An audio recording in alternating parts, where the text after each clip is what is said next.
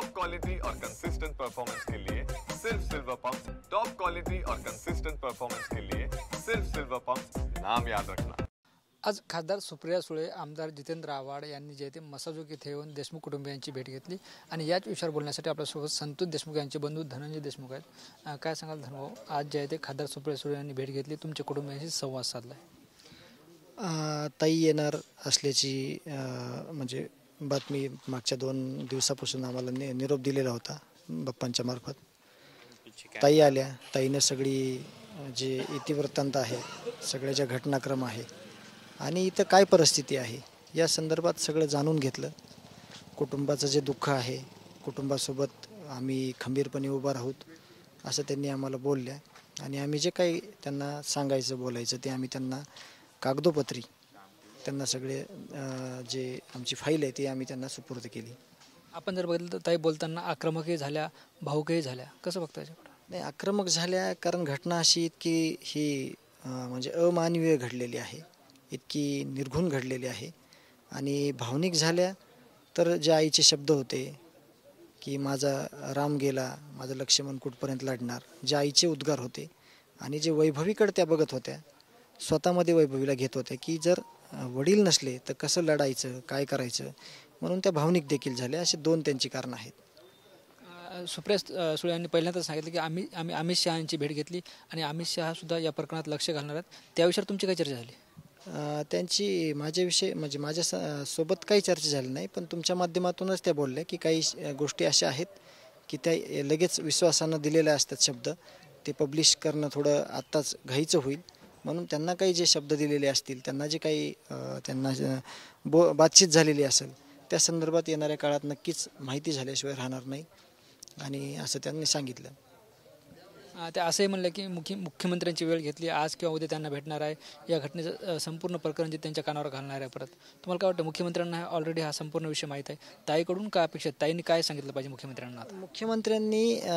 मुख्यमंत्र्यांना ताई मला वाटते प्रामुख्याने ह्या गोष्टी सांगतील की इथली जी राजकीय स्थिती, सामाजिक स्थिती कशी आहे, याला कारणं काय आहेत, का घडलं हे सगळं, का अशी एवढी संघटित गुन्हेगारीची टोळी तयार झाली, याला कुणाचा आश्रय होता किंवा हे कशा प्रकारे घडलं या संदर्भात आणि तपासासंदर्भात काही ज्या उणिवा आहेत, काही ऑफिसरची अजून निवड होणं बाकी आहे किंवा काही ज्या समित्या नेमल्या त्याच्यामध्ये ॲडिशनल काही जे अधिकारी ते नेमण्याचा विषय असेल, या संदर्भात ताई बोलतील। धनंजय मुंडे यांच्या राजीनाम्याची मागणी होती, तोही मुद्दा मुख्यमंत्र्यांपर्यंत गेला पाहिजे का पुन्हा, असं वाटतं का ताईच्या माध्यमातून? नाही, जे गावकरी बोलत आहेत, जे लोकप्रतिनिधी बोलत आहेत, तर ते मुख्यमंत्री, उपमुख्यमंत्री यांचे जे अधिकार आहेत, यांचे जे कामं आहेत, ते आपण त्याच्याविषयी बोलू नाही शकणार। आपण न्यायाच्या भूमिकेत आहेत, आपल्याला न्याय पाहिजे, आरोपींना फाशी पाहिजे, आपण हेच बोलणार।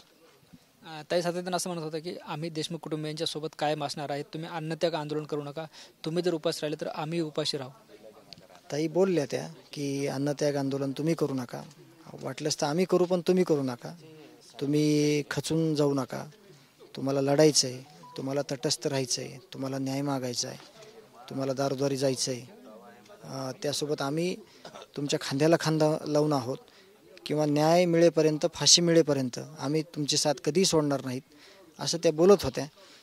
तर जे गावकरी जे भूमिका घेतात, त्या गावकऱ्यांच्या भूमिकेत मला एक कुटुंब प्रमुख म्हणून किंवा या न्यायामध्ये असल्या म्हणजे न्यायाच्या लढाईत लढताना मला त्यांच्यासोबत राहणं हे खूप आवश्यक आहे आणि जे काही ते भूमिका घेतील ते आज उद्या त्यांच्या मागण्या काढतील गावकरी सगळे आणि त्याचं निवेदन SP साहेबांना देतील।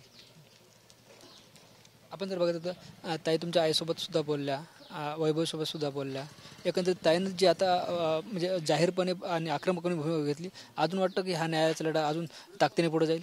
नाही, जाणारच आहे, आत्तासुद्धा ताकदीनंच आहे आणि ताई आहेत, सगळे लोक या लढ्यात आहेत, सुरुवातीच्या दिवसापासून खूप लोक यामध्ये लढ्यात आहेत, तर ते सगळे ह्या लढा कुठेही कमी होऊ देणार नाहीत, ह्याची तीव्रता वाढतच जाणार आहे जोपर्यंत आरोपीला फाशी होत नाही तोपर्यंत। निश्चित आपण बघतो हे होते संतोष देशमुख यांचे बंधू धनंजय देशमुख। आज खासदार सुप्रिया सुळे यांनी मसाजोग ग्रामस्थांची आणि कुटुंबियांची भेट घेतल्यानंतर त्यांनी आपले संवाद साधला आहे। कॅमेरा पर्सन आप्पासाहेब मोरकरसह ज्ञानेश्वर लोंढे, TVN मराठी, मसाजोग, बीड।